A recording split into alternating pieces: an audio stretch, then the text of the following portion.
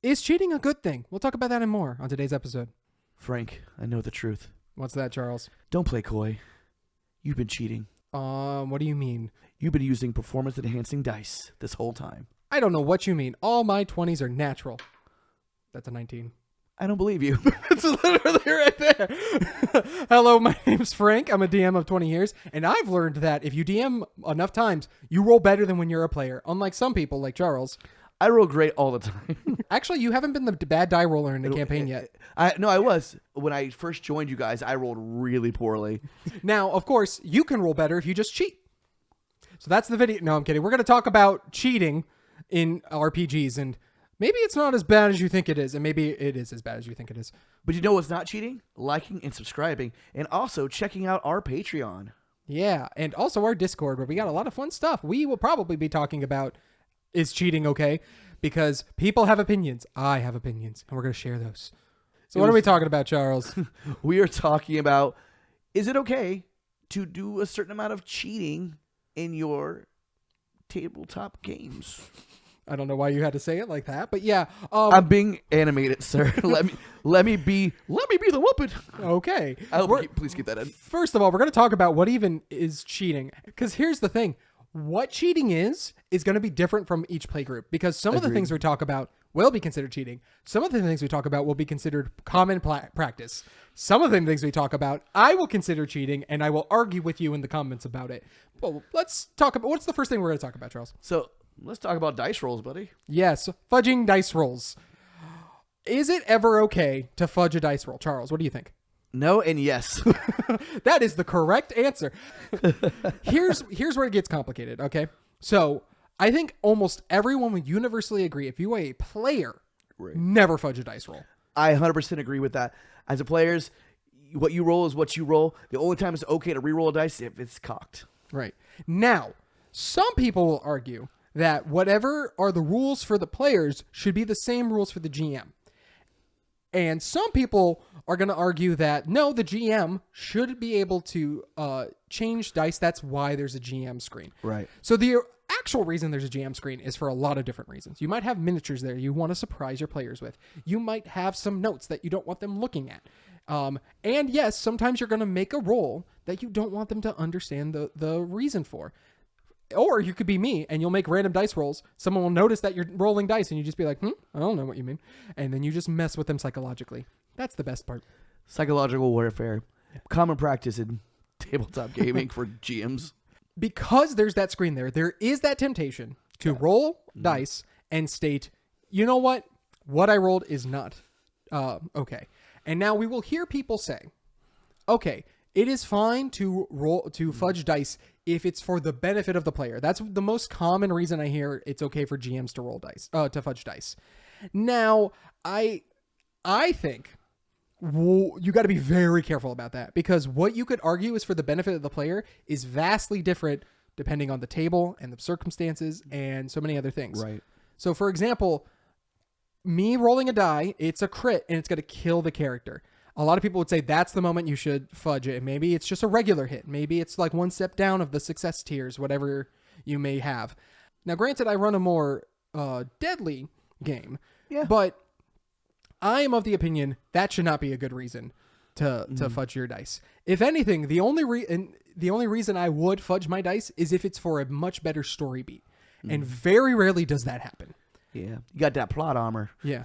Yeah. Very rarely am I like, is it better if the character lives than dies? And you got to think about, like, is it that I want this character to live because I have story things that haven't happened yet? Or is it because, like, the player has a personal connection to it? You got to be very careful about having these reasons. And any of them are legitimate. Yeah. In my opinion, I wouldn't fudge a die roll for that. Because I like the idea that you can have a player who's made a character and they're really impacting the story and then they just die. Yeah. That does bring a sense of realism a little bit. And at the same time, it brings stakes. Yes. It brings such good stakes to know, like, hey, it's not about when your story ends. Like, the dice have determined this is what's happening. And we as players have to be okay with the fact that this is the direction the story's going because of dice rolls. Now, I say all of this in saying that you shouldn't fudge.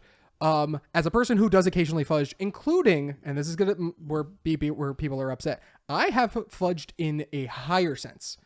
I have fudged in the sense of like rolling bigger than it was.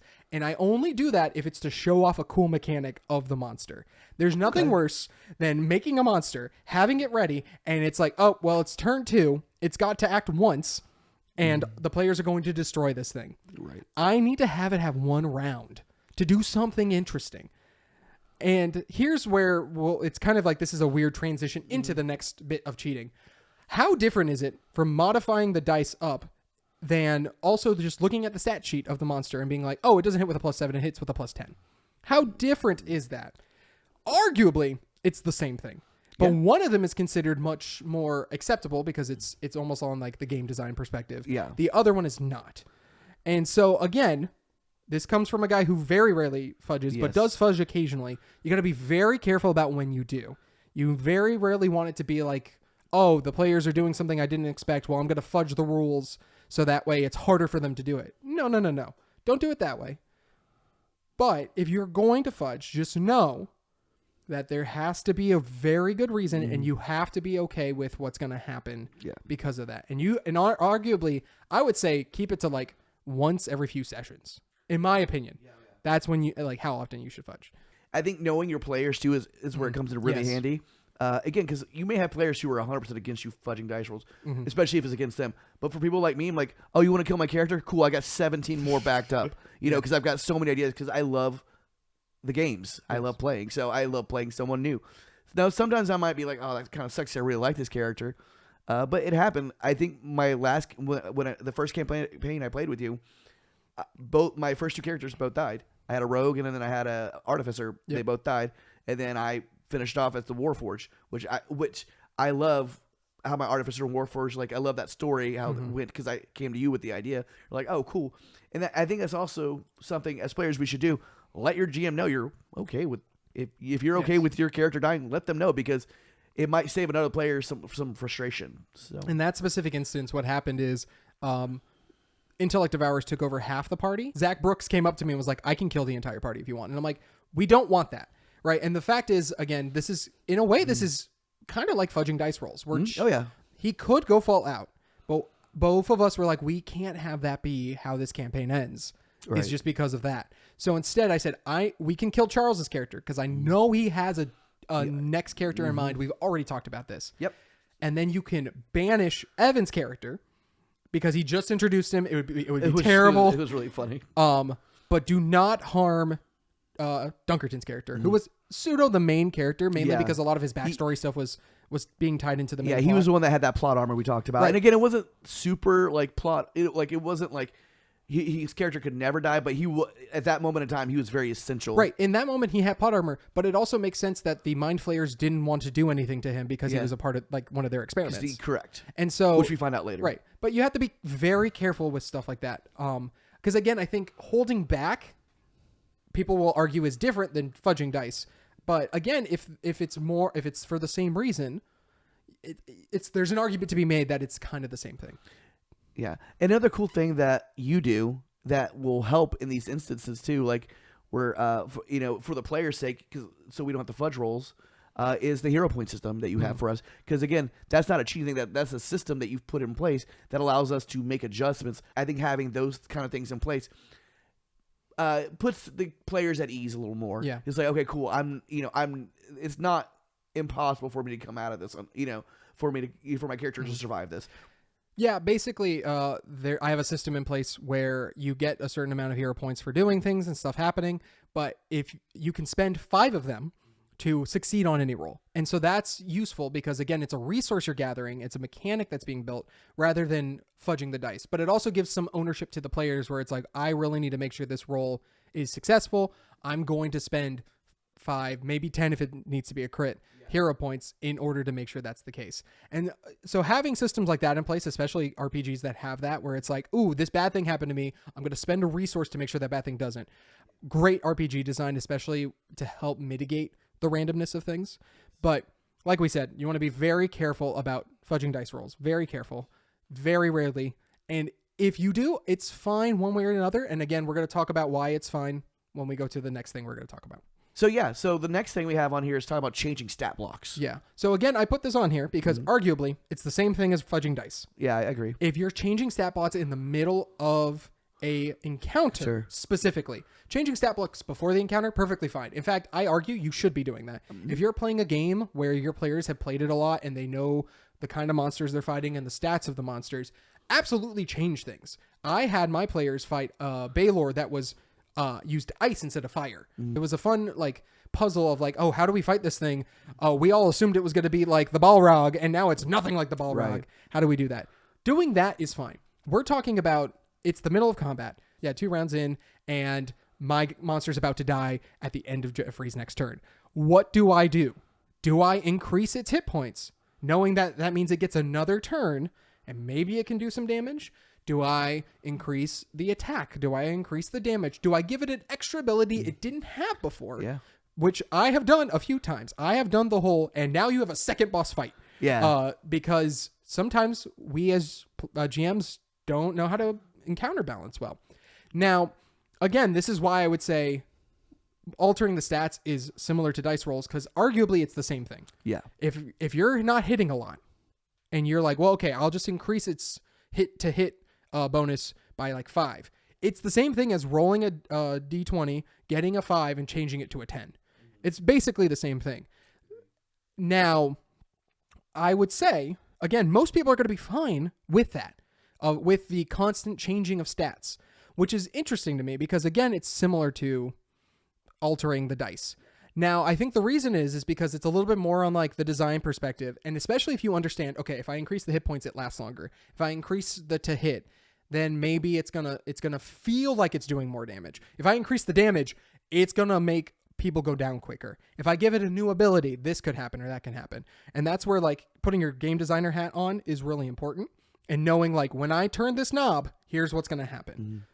I know something I did in the Fallout game was because again, knowing, playing the video games and stuff like that, sometimes more enemies will show up. Yes. Depending on where you're at and how things go. So if I felt like a combat was going way too easy, I would try to, instead of making my enemies harder, I may introduce more of them. Because again, thematically in game design work, it made sense. It's this would make sense that more might show up. I'm more of the mindset. I think it's better to, like you said, ahead of combat, kind of do I would always do a combat just to see where the players are, especially if you want to do something new. And I also think it's okay to introduce combat after combat. Don't give them time to rest too much. Yeah. So then it becomes resource management too. Yeah. Again, you're getting on the point of it's a new system and we don't understand how difficult encounters are. That's okay, and that's completely fine. Especially if it's we all agree that 5th edition, its encounter system is terrible, and they updated it and it's still kind of bad. I think with 5th edition, it's really hard to get. Or with D&D in general, it's really hard to find the right enemies because either you're gonna especially at the lower levels, you're super squishy. But once your players reach what was a level 10, 11 or something, not even then, 7, you're almost unstoppable at that point. Yeah. It's it's a challenge. So you have to. And again, I know when I play, I don't want to play. I want the stakes to be high. I want there to be possibility where I'm not gonna make it. Now I will say, if you have decided Frank, I don't consider altering the stats cheating. Then I would at least caution you not to change too much too quickly. Correct. If it's you wanting it to last 3 rounds and it's round 1.5, increase the hit points and then just be let's see what happens. So I had an example like this in college. I wanted them to fight a beholder, and I made it weaker because they were lower level. But I'm no, I want you guys to fight a beholder. It's a really fun creature to fight. And then they were trouncing it, they were destroying it. It was going to die that turn. So I gave it 25 more HP. That's it. And you know what ended up happening? It lasted 3 more rounds because of 25 additional hit points. And and it wasn't that 25 was over the course. No, they did 25 damage in that last round. But because it had enough to survive a little bit longer, it was able to do the thing that then caused the rest of the party to be oh no, how do we adapt to the situation? You're asleep, you're paralyzed, I'm scared. How are we going to be able to move forward with this? How are we going to make this work? Because he's doing a lot of things to us and we're not able to stop it. And so being very careful and very cautious about changing the stats, much like with fudging dice, very cautious about it. And arguably, there's nothing wrong with saying after the fact, hey guys, by the way, I altered the stats, or hey guys, by the way, this die roll did happen just because I wanted to see what happened. Being a little bit honest about it is okay, as long as, like we said, you're not doing it all the time, because then you might get players who are going to be a little bit more cautious and be like, oh, we can never trust your dice rolls. Like, for example, if I ever played with new people, I would not fudge. Like, genuinely, I would not fudge. I would try my best to just keep things as they were and be like, well, this is what's going to happen. And in those situations, I might intentionally make encounters weaker so that the likelihood of TPKs and stuff happening are smaller, versus like a group that knows like Frank's style is more deadly. I'm going to be a little bit more cutthroat with that. And I think also something that GMs can do to alleviate some of that, okay, I'm going to kill this character, is knowing your players' hit points, where they're at. Yeah. Because there was one, we were playing the last campaign that we finished. I told you later on, we were towards the final boss. I was like, Frank, you haven't attacked me yet. I had full hit points, but everyone else was like, oh, okay. And then again, which kind of brings us to our next point, which is metagaming. But before we get to that, I let him know because I thought it was unfair for me to not have been hit at all. Right. You know. Well, and especially since that final boss was more emotionally driven than they claimed to be. It was definitely more like, I'm going after you and you because I don't like you, and this reason, and your character hadn't really interacted with this character in the same way. So in my head, I was like, yeah, he's a hyper intelligent, almost demigod. He's going to go after the people he's more mad at than he is going to be this robot that he's never met before. So yeah, exactly, and that I understood too. But I think it's also you would still want to balance it out a little bit, because again, because if I'm traveling with these people, I need to be viewed as a threat. Yeah, and which I guess at that point, like you said, maybe I wasn't viewed as a threat from that character at that time. But that's again, like we're going to transition. That's kind of metagaming, and we'll talk about that. So yeah, let's talk about metagaming first. For people who may not know what metagaming is, what is metagaming? Yeah, so basically it's the idea of taking knowledge that your characters would not know and applying it to the game. And so it can be as simple as, we know Frank made a stealth check, so something's following us. He asked for my perception. I said 15. He said, okay, so we know something's following us, so we need to be on the lookout for whatever's following us. That would be considered metagaming. Or two of the party split off, and they got themselves in trouble.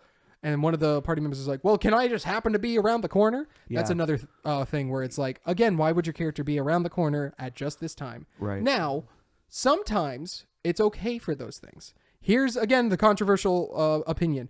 Sometimes metagaming is actually good. Oh, yeah. And that's because you want situations where it's like, I'm a player. I'm taking the spotlight. I'm doing this thing. Oh, I'm noticing Charles isn't having fun. Why would my character involve Charles's character in this situation? There might not be a good reason, but because we're playing a game and we all want to have fun, I might metagame and be like, I'm including Charles in this situation, and we're going to go do this thing together, even though I want to do it by myself, even though my character would arguably do it by themselves. Coming up with a reason why your character would then bring in this other person, or even just bringing them in without a reason. That is metagaming. But that's good. It's okay to have that kind of a thing. Now, sometimes you get to the point where you're justifying actions, like, well, especially when you get to alignments. I know we don't really do that in our games anymore, but my character's chaotic evil, so they would, try to kill the rest of the party for doing, for interfering with their plans. I'm like, you gotta dial some of that stuff down sometimes, because again, you're trying to have fun with your friends. Yeah, having a reason that your players are all together is a form of metagaming. Right. Like, I have had enough lone wolves who are like, I'm the lone wolf and I do things on my own. Why am I with this group? I'm like, you should have had a reason. You were with this group. Why suddenly are you like arguing about what the reason is? And do I have a purpose in life? And I don't know if it's with this group. It's like, bud, metagame and figure it out. Maybe one of the other people's has somebody who's like, oh, I just don't like that guy and I want to see him gone.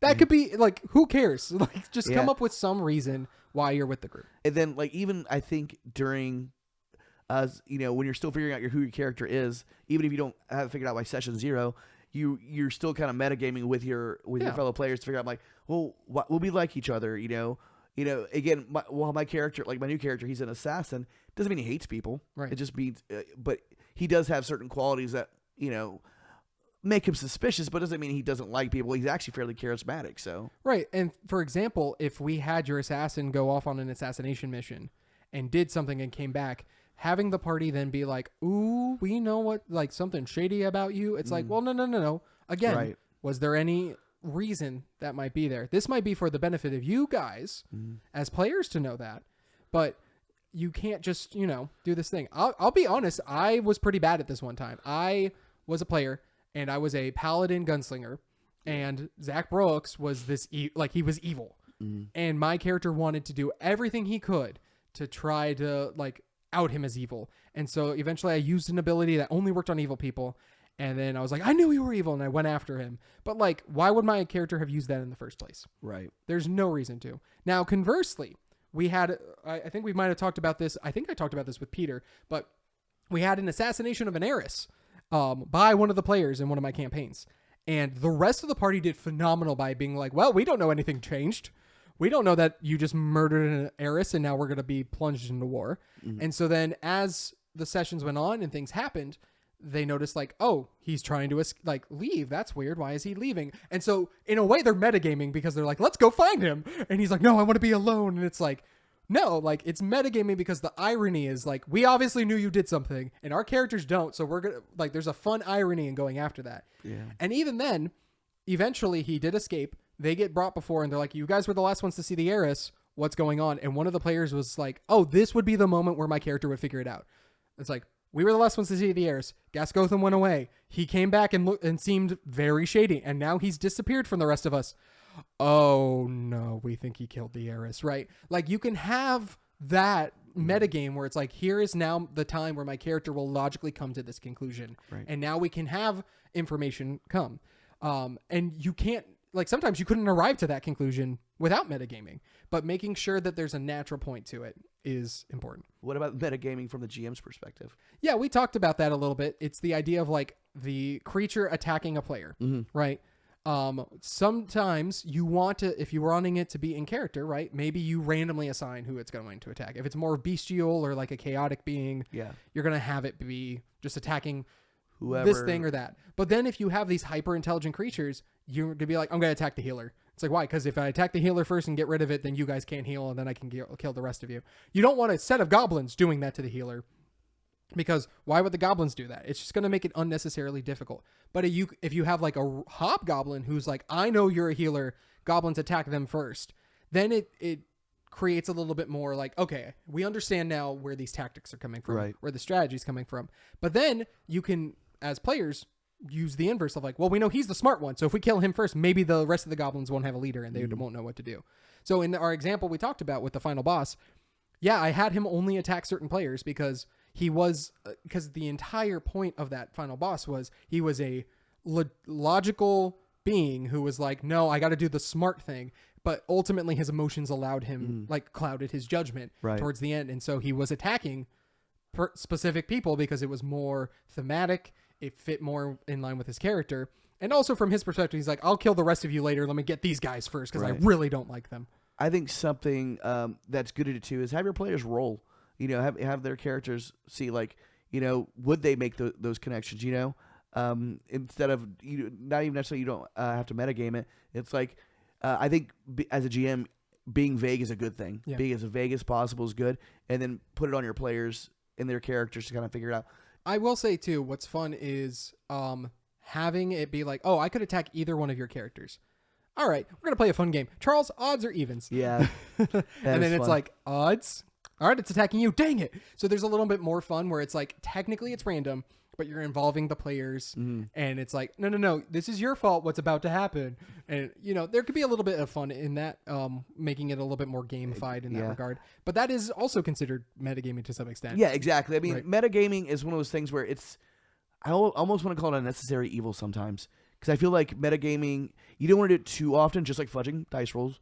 Metagaming, I think it's okay to do a little bit more often, but you got to be careful with it, just like with fudging dice rolls. If you're going to metagame, make sure it is not at the expense of the campaign and other players. You're metagaming to build, not destroy. Yeah. Again, I am more on the side of like metagaming. If you're using it correctly, is actually a good thing. I agree. Because like I've had enough campaigns where it's like we bring in a new player and that new player doesn't know what to do. So one of the veteran players is metagaming by having their character talk to them. And it's like, yes, that's metagaming, and that's forcing a conversation that might not have naturally happened, but it's for the benefit of the other party members. Yeah, and sometimes like I know what like we have a player who's, even for me being the newest player at the table, I'll if someone's struggling coming up with an idea what they could do, I think it's okay to metagame a little bit with them, like, oh, like, what are your skills and stuff like that. And again, I would never just be like, oh, my character says this to you. I'd be like, hey, what can you do? And then just maybe suggesting to them, like, oh, you could do this if you want. Again, I never force my suggestions on people. I say, oh, you could do this if you want. And they're like, nah, my character would do that. And that's like, all right, cool. I back off. But I think metagaming to help people, again, don't force the decision. Don't always offer it. Yeah. Because I think when you do that, it makes the other player feel like they don't know what they're doing, which is garbage. Yeah. I wouldn't want someone to do that to me. So I try to use that very sparingly if I'm going to do it. And if you find that you are the kind of person who metagames a lot, try to incorporate that into the character maybe a little bit. Like maybe you're a wizard who constantly scries on everybody. Yeah. And so like if you have metagaming happening, like be like, hey GM, I'm going to scry on them, and then that's a character flaw that they have to like overcome and be like, dude, stop spying on us. Like, let us be our own person. And it's like, what are you talking about? Yeah. That could be interesting. Or you could be like me, where you intentionally make a character who's like in the Fallout campaign, he thinks he's smarter than he actually is. Yeah. And so the mechanics are saying one thing, but the way I'm playing him is saying another. Yeah. And so I'm intentionally metagaming him to be like, I'm smarter than you. I know what we should be doing. You should be doing this, while also simultaneously waiting for it to blow up in his face. So we've been talking about cheating, but one thing we haven't really talked about is our rules. Oh, yes. So, because altering rules, it could be considered a form of cheating. Now, obviously, a lot of books, a lot of games will say the GM is allowed to do whatever the heck they want. So that's fine. But you should be. It's the interpretation of the rules, right? And in the interpretation of the rules, how you choose to do it. If you're going to constantly, and we talked about this in our bad players video, and it's also true for bad GMs.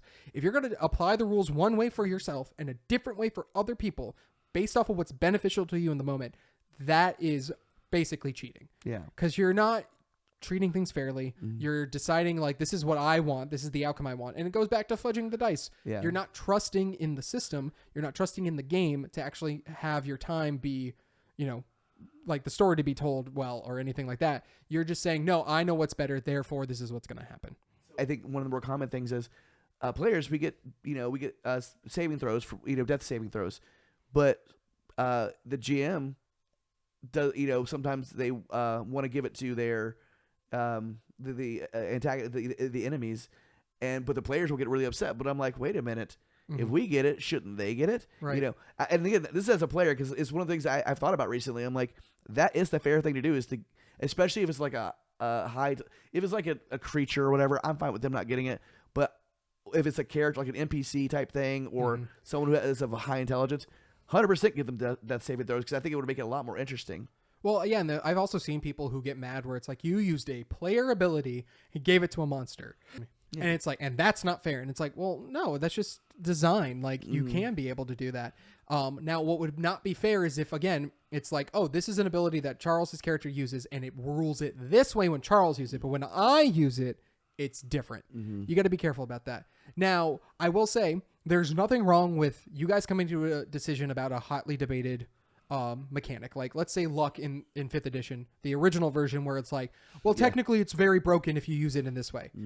There's nothing wrong with it being the GM and being like, okay, if we decide as a group that's how we're going to rule it, that means we're ruling it in all cases for that. And then suddenly maybe a lot more of your NPCs also have the luck thing. And sure, your group might get mad, but it's like, no, we all agreed this is the rules, we're going to do it. So if you're going to abuse it, I should be able to abuse it as well. Right. And so to me, that's more of like in line with it versus just being like, well, I'm going to rules as intended. This is how the designers really originally wanted. But when I do it, it's going to be rules as written. This is how I interpret it this way. Right. Now, I will say I like when a player can be like, this is how the rules work. And I read it and I'm like, you're right. I didn't think that's how they worked. That's a cool moment. You'll see that in our Indominant one shot where Zach Brooks is like, says this. And I'm like, you know what? It does technically say that. And you know what? I'll allow it. I think Zarek then came out and was like, actually, that's not how it's supposed to work. And we're perfectly fine with the interpretation of it. Yeah. But I think that's, again, the important thing is like, we all agreed in that moment, like, this is how it's going to work. And there's nothing wrong with having a rules decision in the moment. Yes. And then later choosing it differently, as long as you're keeping communication open about that. What's bad is when it's taking it moment by moment and changing the rules interpretation from that regard. Right. That's when it is, I would argue, blatantly cheating, because again, it's more about like you getting what you want out of it rather than being consistent. A lot of these tabletop games will say, whatever the GM says goes. GMs, you know better. Yeah. Hopefully. if you're running a game, you should know better. Because again, that's a great way to not having players at your table, and a great way to possibly lose friends too. Because again, ultimately we can all decide, it's just a game, but we're all there to play and have fun. So again, you got to be careful with some of these cheatsy things. Yeah. So. Especially if like a player makes a character based off of a way they interpreted a rule, and then they're like, oh, that's not how I run it. Like, then be okay with them being like, okay, let's change your character a little bit, or like, you know what, for this moment, let's rule it this way. Let's see how it works, and then maybe we change it later. Yeah, because I know there have been times in our campaigns where you've ruled one thing one way, and then something else later is a very similar thing happened. You're like, well, I'm going to rule it this way, and you're always really good at communicating with us about what that is. So, and again, I think that's the key thing too.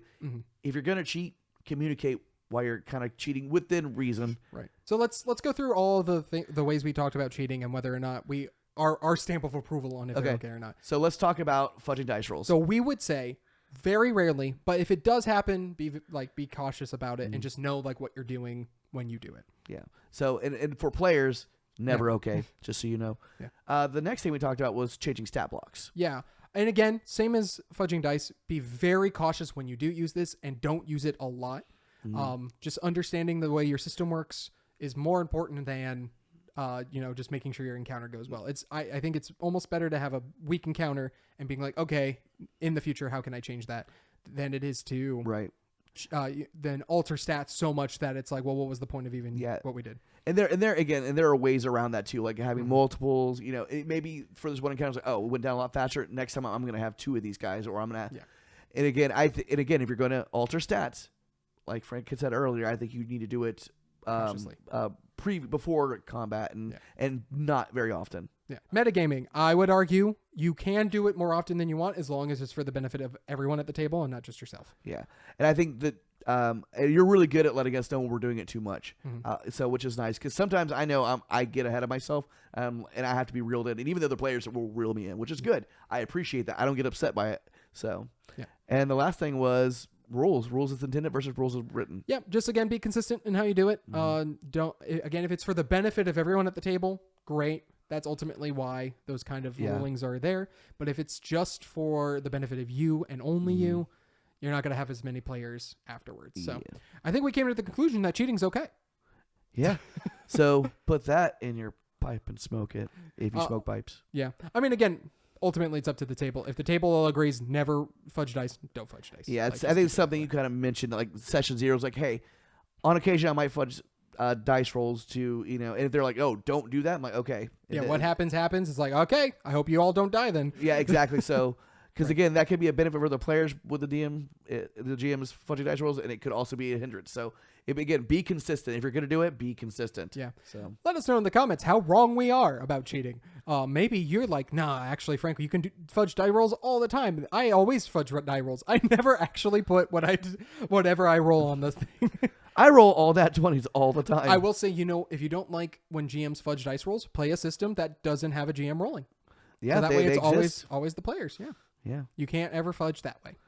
So, Frank, I want to apologize for accusing you of cheating. I'm actually going to see if I can roll another good 20 again. That was a 19 again. What is that? What? Secret dice in his hand. Cheater. Please tell me this is another. Okay, it's a 4. I'm balanced. He's balanced. Stay witty. Stay witty.